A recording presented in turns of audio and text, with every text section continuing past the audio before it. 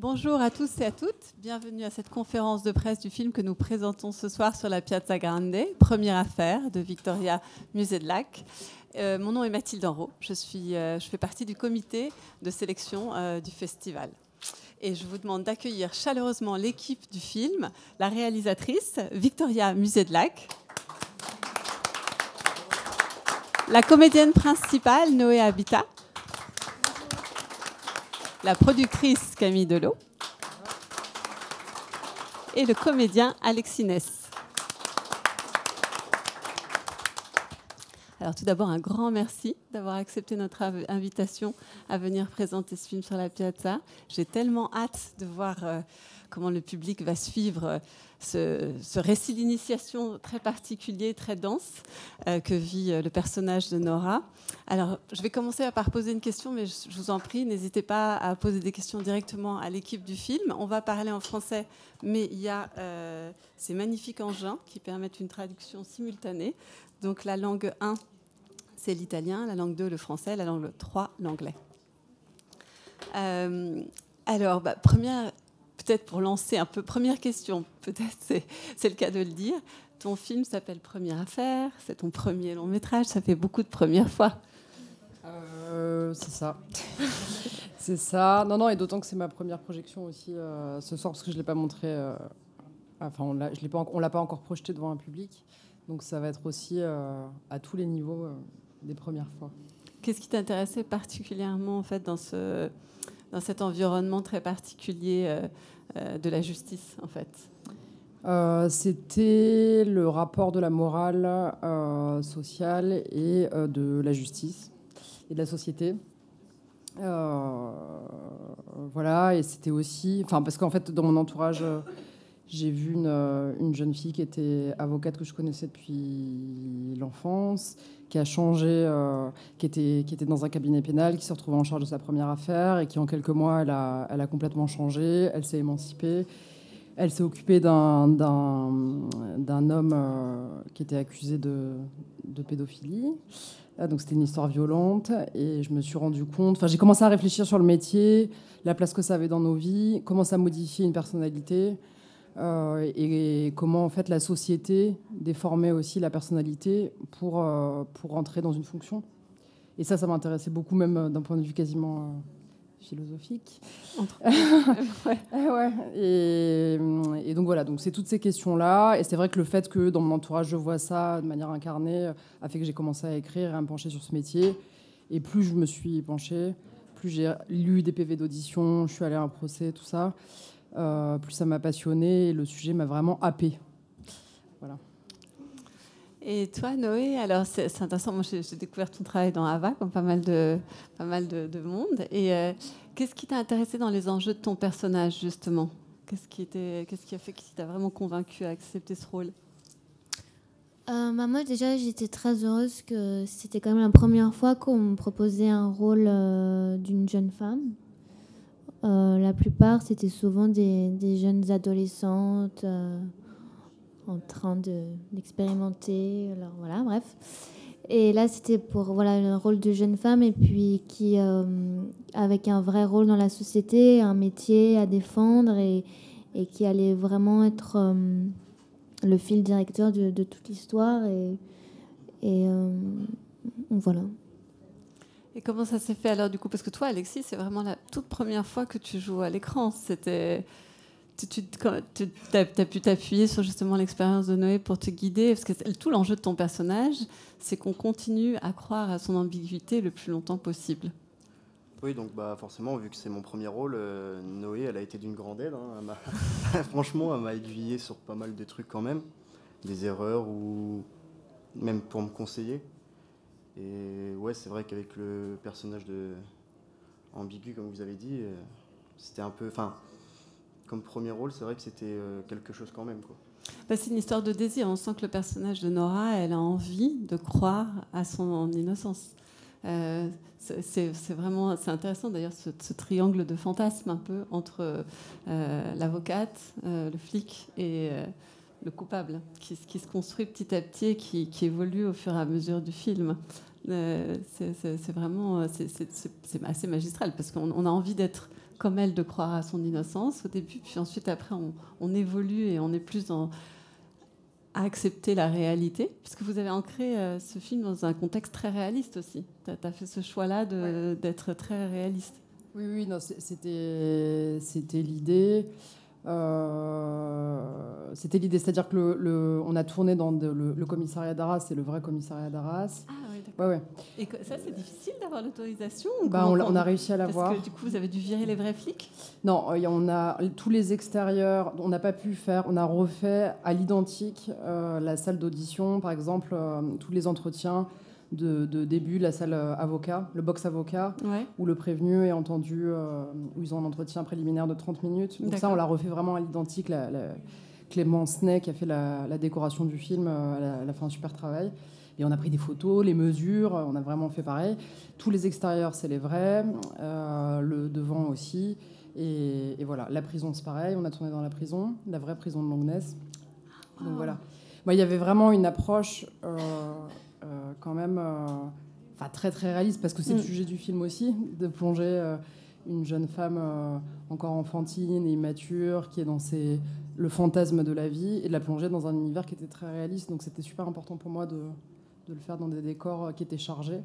Et le commissariat d'Arras, il avait une personnalité folle. Moi, je l'ai adoré, j'adore ce décor. Et voilà. Et après aussi, c'est parce que je me suis pas mal... j'ai regardé des documentaires, les deux, pardon, tout ça. J'étais assez nourrie de documentaires, notamment un documentaire qui s'appelle En bataille, portrait d'une directrice de prison, de Ève Duchemin. Ouais, je l'ai vu, bien sûr. Il est génial. Ouais, il est génial. Et il est génial parce que c'est exactement... moi, ça m'a beaucoup servi, ce documentaire. Et je l'avais montré à Noé quand on préparait le film. Parce que c'est une femme intelligente, ultra diplômée, sensible, qui n'est pas construite, et on s'en rend compte quand on regarde le film, c'est-à-dire qu'elle a son appartement, un peu de fonction, qu'elle n'a pas investi sa vie et tout. Bref, il y avait tout voilà, et ça se passe. Donc c'est un documentaire, donc ça m'a beaucoup servi. Ouais, j'imagine. Et toi, Camille, du coup, pour ce film, c'était quoi les enjeux de production? Je me suis posé aussi la question du choix, par exemple, de la saison. De l'année dans laquelle c'est filmé. Je me suis dit, est-ce qu'il faut que l'extérieur soit difficile, qu'il pleuve, qu'il fasse froid, ou c'est plutôt quand c'est la production, on essaie de trouver, d'accorder tous les plannings? Alors, on pourrait dire que c'était totalement prévu. Non, mais si. Déjà, moi, la boucle est bouclée, c'est aussi une première production. Ouais. Donc, c'est la première fois pour tout le monde. Voilà. Peut-être pas Noé. Je pense qu'effectivement, entre le choix de la région qui était là depuis l'écriture et en fait cette plongée dans l'intimité du côté de cette avocate du point de vue de l'intime, elle frissonne de tous les côtés, et en fait je pense qu'effectivement cette enveloppe hivernale correspondait tout à fait. C'était mieux que ça tombe comme ça de toute façon, mais effectivement ça fonctionne parfaitement comme ça. Non, mais Vous voulez quelle version? Ça avait été écrit en hiver, voilà. Ça avait été écrit en hiver, et ça participe, c'est-à-dire qu'il faisait effectivement très froid quand on a tourné, et ça participe aussi à un truc un peu d'hostilité, quoi. Ouais. Voilà, l'image, elle est quand même en termes de couleurs, tout ça, c'était assez bleu, les choix qu'on a fait esthétiques. Donc, il y avait toute une cohérence, et c'est vrai que c'est tombé comme ça, mais c'était quand même beaucoup mieux. On cherchait ça, parce que c'est le contraste entre sa fragilité et puis le monde extérieur ultra violent. C'est sûr que l'hiver, ça aidait beaucoup. Puis elle débarque, elle change de région, c'est pas si loin, il fait sur une plage froid. Ouais. Parfois la moiteur, c'est autre chose. Là, non, on était sur. Non, là, c'est vraiment. En plus, les rapports humains sont bien glaçants, donc c'est. Voilà, c'est ça. Ça marche. Et c'est vrai que ça va avec le choix de couleur de Victoria, de son chef-op. Ça fonctionne très bien, en tout cas. Ouais. Est-ce qu'il y a déjà une question? Oui. Alors, lui va parler en italien, donc je pense que c'est ça. Alors, sauf s'il parle italien déjà. Sur le mur. Vérifie. Oui. Intanto complimenti per il film. E lo trovo interessante perché di prime volte, di primi affari, e ce ne sono due, l'affare della sessualità della protagonista e l'affare del suo lavoro. per cui ho visto che lei ha dedicato un ampio spazio alla parte della sessualità, non l'ha, diciamo, buttata lì, e questo l'ho trovato di grande sensibilità. E volevo poi capire una cosa: fin dall'inizio si capisce che ci sarà un risultato finale, ci sarà un progresso, ci sarà una formazione, eccetera, ma arrivare a una formazione di una persona che accetta in se stessa di liberare il colpevole, che è una delle cose più terribili del processo penale e dell'avvocato che fa, è una conquista. E fino a che punto è una conquista? Fino a che punto è futuro liberare il colpevole?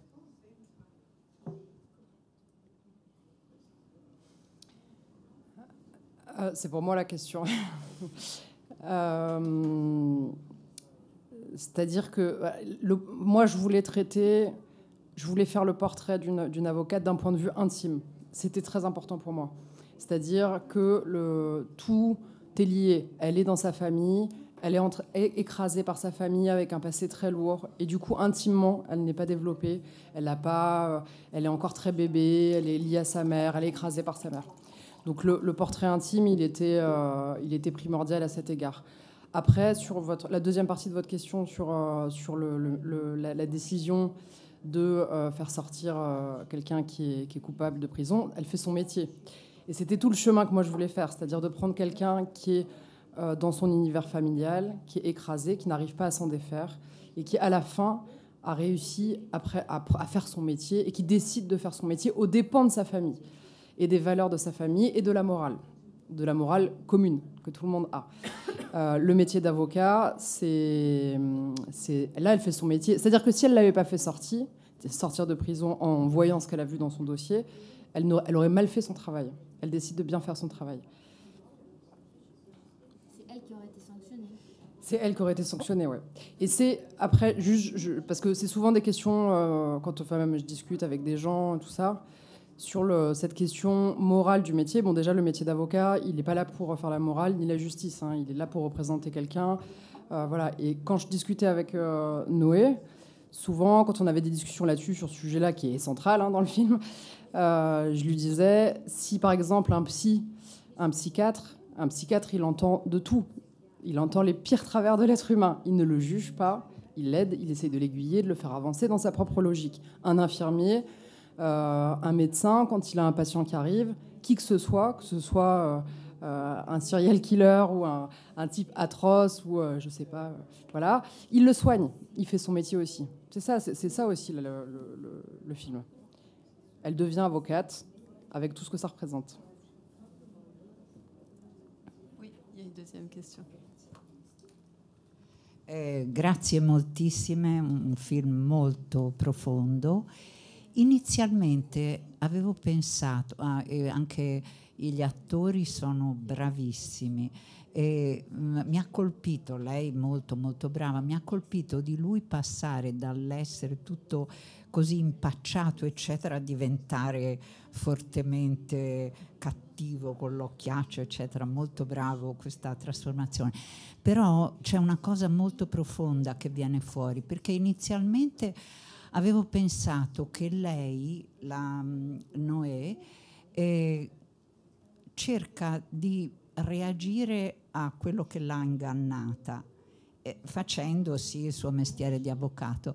Ma poi questo è importantissimo, la denuncia che viene dal suo film, che fa vedere come la giustizia a volte con un cavillo ti può far cambiare le cose. Ora, in questo caso lei ha fatto il suo dovere, però è un messaggio, perché molti giudici, per esempio, non sono assolutamente aware, come si dice, insomma, non sono immersi nel mondo attuale, e c'è delle leggi che possono fare cambiare il giudizio proprio in funzione.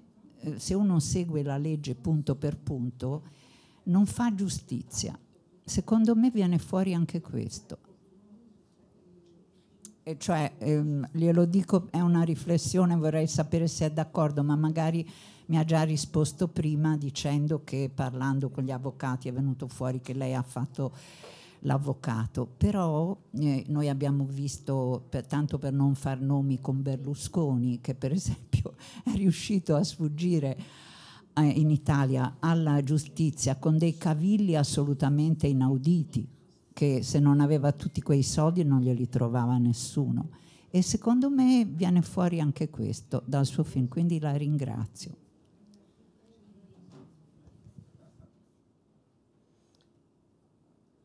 Oui. C'est une question pour qui? C'était pas une question. Hein. Oui, non, mais oui, mais de toute façon, c'est... Après, là, c'est pas le portrait d'une magistrate. Une magistrate, un juge, il se pose la question de la vérité, de ce qui est vrai. Il cherche la vérité. Un avocat, il cherche à défendre un point de vue et quelqu'un, quel qu'il soit. Et dans ce cas-là, effectivement, c'est une bataille. Et c'est souvent ça, de toute façon. Enfin, on le sait, voilà, pour Berlusconi. C'est des avocats qui cherchent, qui pinaillent, qui vont chercher les vices de procédure, qui vont qui vont virer des témoins, enfin voilà, c'est que sur des petits détails. Et la justice, c'est ça quand même. C'est-à-dire que c'est des gens qui s'affrontent, c'est des dossiers. C'est des dossiers. Et d'ailleurs, les avocats, quand je parlais avec eux, souvent, enfin, j'ai notamment une, elle me parlait, quand on avait des discussions d'elle à moi, elle me disait ce qu'elle pensait du dossier. Et après, je voyais ce qu'elle faisait quand elle défendait des coupables ou elle cherchait les stratégies. C'est de la stratégie. C'est du travail, en fait. C'est leur travail. Mais il y a une différence entre un avocat et un juge, pour moi, quand même. Je pense que les juges, c'est pas la même quête. L'avocat, il cherche pas la vérité, il cherche pas la justice. Il cherche à représenter ce que veut son client, ce qui n'est pas pareil. C'est vrai, et c'est intéressant aussi, il y a une autre analyse qui se greffe face à l'analyse du métier d'avocat et à la relation entre l'avocat et la vérité. C'est une analyse sur la société française.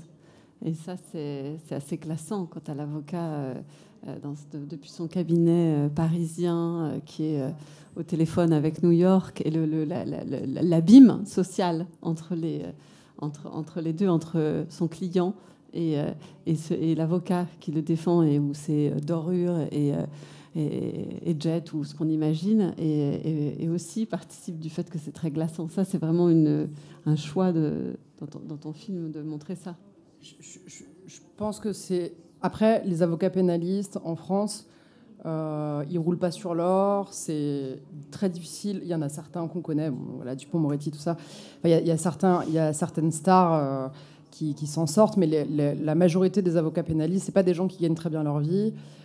C'est des métiers quand même difficiles, mais ils le font en général par passion, vraiment pour l'adrénaline que le pénal représente, etc. Et après, moi, de ce que j'ai vu en justement entraînant dans des cabinets d'avocats, j'ai fait plein d'interviews, j'en ai rencontré plein que j'enregistrais, ils me racontaient tous leurs débuts, tout ça, etc. C'est quand même des métiers très durs. C'est-à-dire que c'est à force de voir aussi, d'être confronté, mais c'est comme les policiers, c'est-à-dire qu'à force d'être confronté à la violence au travers des gens, etc., on acquiert une distance. Et c'est tout ce que je raconte dans le film. C'est-à-dire que Nora, au départ, elle se jette dans tout parce qu'elle est tout d'un coup, elle est poussée par l'adrénaline, c'est exceptionnel ce qu'elle vit, etc. Et petit à petit, elle acquiert la distance. Et à la fin, elle a acquis la distance nécessaire pour faire son métier et ne pas être affectée. Ne pas le prendre personnellement. Ne pas le prendre personnellement et ne pas mettre des sentiments là-dedans. Ils voient ça de manière très, pour nous, cynique. Mais eux, voilà, c'est extérieur, c'est leur travail. Donc il y a il y a une distance nécessaire pour bien travailler. Oui, cette distance, elle la nie avec son client, enfin le suspect, ni avec le brigadier. Oui. Vraiment, c'est l'histoire de comment on apprend par l'erreur. Le brigadier, par exemple, il a la distance. Ouais. Et c'est intéressant ce choix. Est-ce que tu veux parler un peu, bon, il n'est pas là, mais ce choix d'avoir casté Anders, qui est donc un acteur qu'on connaît des films de Joachim Trier et qui est d'origine norvégienne. C'est pas son premier film en langue française, mais c'est vrai qu'on imagine un représentant justement de la police, on n'imagine pas forcément être incarné par quelqu'un qui est norvégien d'origine.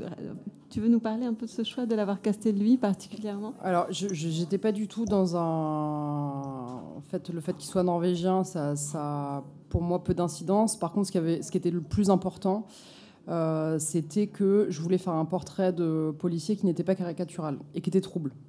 C'est-à-dire qu'il soit à la fois, justement, c'est le personnage qui a les codes, qui a la distance nécessaire, qui est plongé là-dedans. Je voulais qu'il ait un côté trouble et ambigu. Et Anders, bon, je connais depuis des années tous ses films, depuis le film de Lucie Borlotto, Alice, l'Odyssée de... je ne sais plus comment... Fidelio, qui était ici en compétition d'ailleurs. L'Odyssée d'Alice, que moi j'avais beaucoup aimé. Ouais, Puis, bon, ouais. j'ai suivi toute sa carrière. J'ai vu tous ses films et je savais qu'il avait, par exemple, dans La nuit à dévorer le monde, il a le crâne rasé, il a quelque chose de brut. Il pouvait avoir un côté militaire et policier, une froideur, et en même temps être dans quelque chose d'assez doux, d'envoûtant. Voilà. Tout à fait. Il y a une question juste là.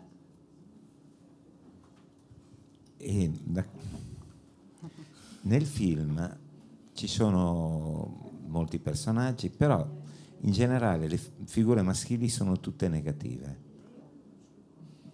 C'è per esempio sia il proprietario dello studio degli avvocati, sia il poliziotto, sia i due colpevoli. Allora volevo sapere di questa scelta di mettere anche il padre in fondo è negativo perché resta fuori un po' dalle discussioni della madre e di tutto quanto. Come mai questo sguardo così negativo verso il mondo maschile? En fait, non, moi je pense pas. Il y a la mère qui est aussi. En fait, Nora, elle est entourée de gens qui sont ambivalents. Tous.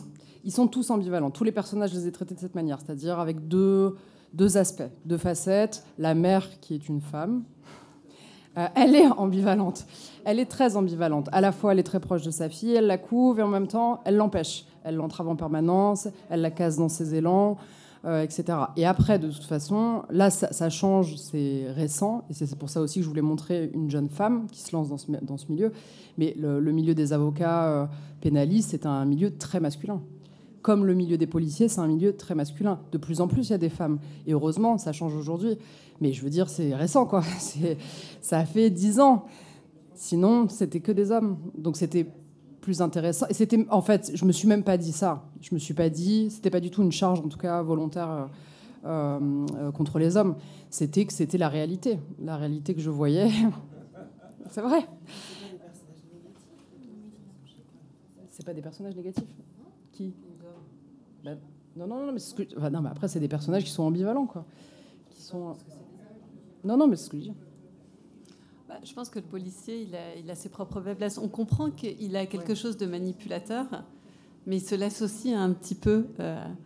c'est pas complètement manipulateur, c'est ça qui est intéressant. C'est qu'il n'est pas manipulateur depuis le début.